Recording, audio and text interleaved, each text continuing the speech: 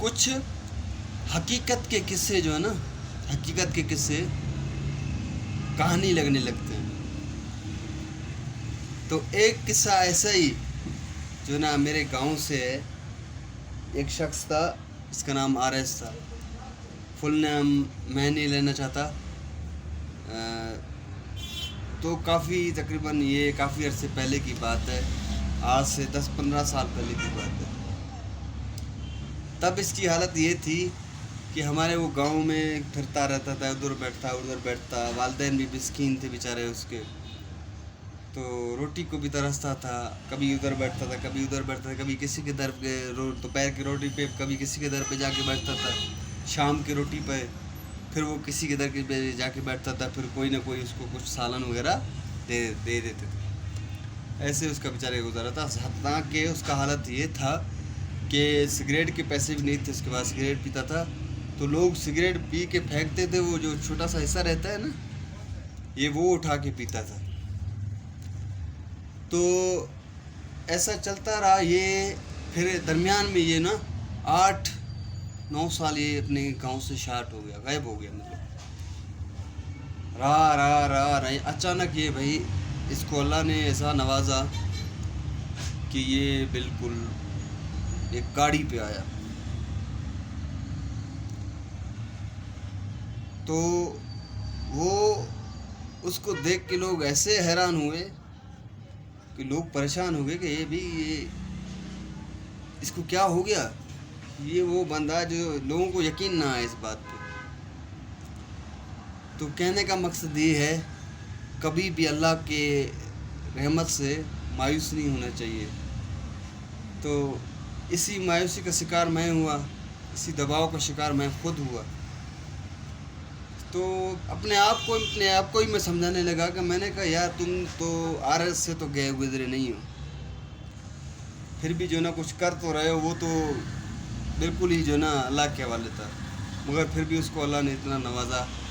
آج وہ ماشاءاللہ سے بہت بلندی پہ گیا ہوا ہے، بہت ترقی کر چکا ہے.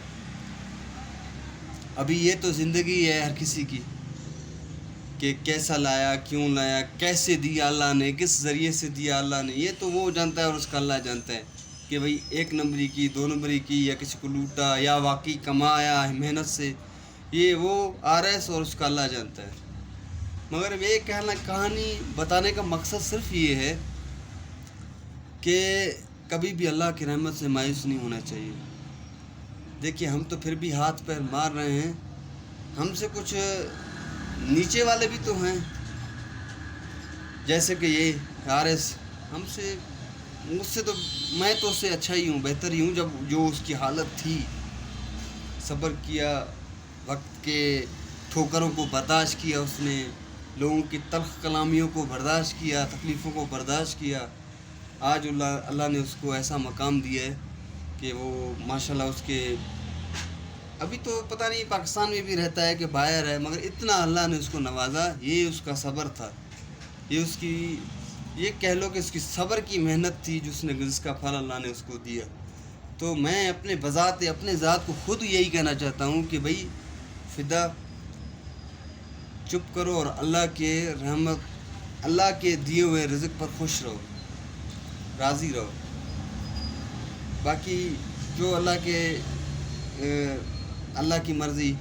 تو دوستو، جس حال میں ہو، جیسے بھی حال چل رہی ہے، اس پہ خوش رہو اور انشاءاللہ امید رکھو آنے والے کل کا. امید مت چھوڑو اور اسی بات پہ ڈٹے رہو کہ بھئی انشاءاللہ کبھی نہ کبھی تو وقت آئے گا اور اللہ نوازے گا.